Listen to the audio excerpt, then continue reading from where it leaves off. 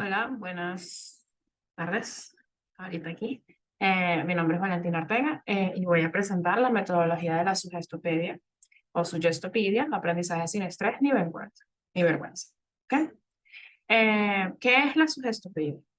La sugestopedia o la sugestopedia en español es un método de aprendizaje y enseñanza que desarrolló un psicoterapeuta búlgaro llamado Giorgi Lozano para que se aplicara a los estudiantes de lenguas extranjeras que quieren aprender lenguas extranjeras. Estas y otras metodologías de Lozano fueron evaluadas y analizadas a nivel mundial por un comité para el aprendizaje de lenguas y posteriormente fue certificada por la UNESCO como el método de aprendizaje más efectivo e integral a nivel cultural en la adquisición de una segunda lengua. Esta metodología aplica la sugestión positiva con el objetivo de liberar estrés, vergüenza, nervios y otras posibles limitaciones con la ayuda de la música clásica y de la música o música barroca que sea bastante relajante para el estudiante. Se centra en la meditación y otras técnicas para hacer un programa de relajación, adapta sus aulas, ya que pueden ser comunes o en general siempre van a estar adaptadas a algo inusual o distinto a un salón de clases, siempre va a ser con un ambiente con un ambiente destinado a la relajación. No van a haber pupitres, pueden haber puffs, pueden haber sillas cómodas, sillones, muebles para sentarse, sofás, etcétera. Y la luz usualmente puede ser bastante tenue para que el estudiante se sienta relajado al momento de aprender. Y según Lozano, o según esta metodología, puede ayudar a mejorar el bienestar físico, social y psicológico de las personas y garantiza una mejoría en otras áreas o materias. Em, una clase de la sugestopedia tiene tres fases, ¿ok? Usualmente tiene la primera, que es de descifrado, donde el profesor introduce la gramática y el vocabulario con un material. Usualmente tiene que tener la música clásica de fondo o música relajante de fondo. Y este material usualmente va a tener una parte que está en inglés y una parte que está en español. En nuestro caso. En otros casos, pues puede ser simplemente la lengua madre y y la lengua extranjera. Después de la fase de descifrado, tenemos la sesión de concierto. Esta tiene dos fases, tiene la fase activa y la fase pasiva. En la fase activa, el profesor lee el texto en voz alta, haciendo énfasis en la entonación, y los estudiantes pueden seguirlo, pueden repetir después de él si así desean o si lo está sugiriendo el profesor. Y en la fase pasiva, el profesor va a seguir leyendo o va a repetir la lectura y los estudiantes van a simplemente escuchar y se van a relajar con el ambiente y con la música clásica.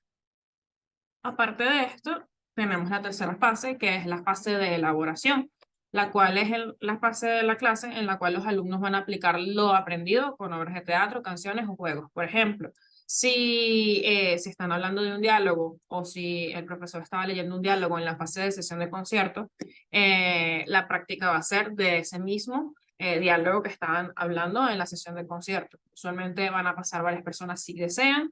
Ellos nunca van a ser forzados a nada de eso, sino que el profesor ha sugerido que quien quiere pasar y la persona que desee lo va a hacer.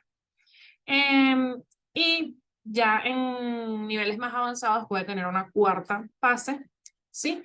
Que es una fase extra, que es la fase de producción, donde puede haber donde puede haber esta fase donde los estudiantes van a hablar en la lengua extranjera sin ningún tipo de interrupciones o correcciones. Las correcciones pueden ser hechas ya posteriormente en otra clase porque se puede repetir el material que se trabajó en la clase donde se cometieron los errores para poder hacer el énfasis de nuevo y ver si los estudiantes eventualmente logran llegar al objetivo de no cometer los errores. Pero algo que no se puede hacer en la metodología de la suggestopedia es el corregir al estudiante o hacerlo sentir incómodo o hacerlo sentir que no lo está haciendo bien, porque eso, según la metodología, según la filosofía de Lozano, puede causar que el estudiante no aprenda o simplemente se sienta mal y reduzca la capacidad o la efectividad del método. Después tenemos el rol del estudiante y el rol del profesor. Em, eh, ajá, tenemos el rol del estudiante y el rol del profesor. Eh, el estudiante tiene el rol que es en su mayoría pasivo, eh, debido a que el enfoque de las clases es la relajación. La única fase donde son activos es o en la cual interactúan es en la fase de elaboración o bueno, si están en una clase más avanzada, en la de producción también, donde van a repetir aquello que el profesor había leído durante la sesión de concierto eh, y van a ir emulando esto que el profesor hizo. Pero esas son las únicas dos fases donde serían activos realmente. Y después está el profesor, el rol del profesor, el cual se encarga de impartir todo, el cual tiene que cubrir mucho material, es el encargado de decorar la, el aula de clases, que ya de por sí va a estar ambientado para la relajación, también tiene que tener, va a depender de la temática, si se va a hablar de algo o de lo otro, tienen que decorarlo acordemente.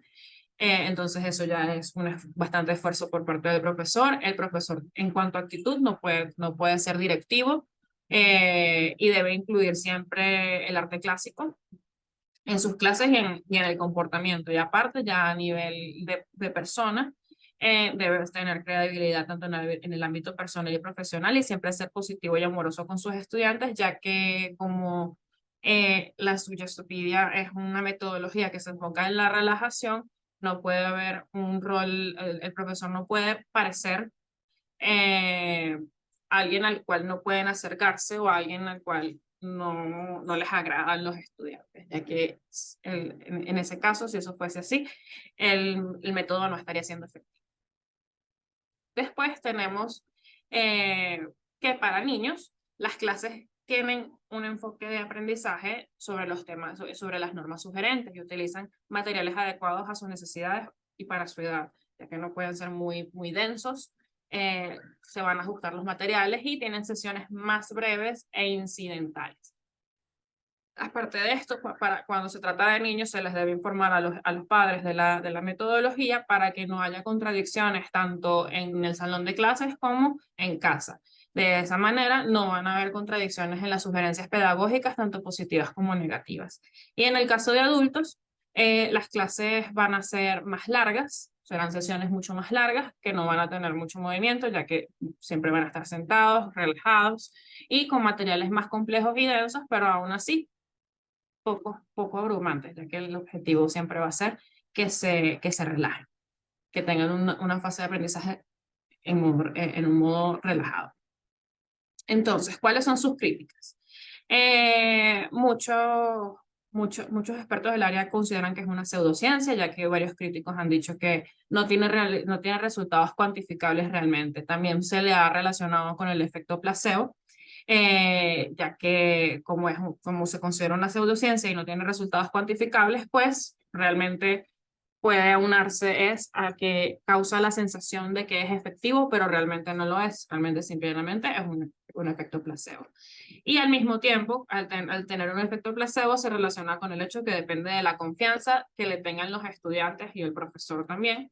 Ya que si no confían en el estudiante, o si no confían en el método, disculpen, en el método y en el caso de los padres tampoco creen en eso, no va a ser efectivo.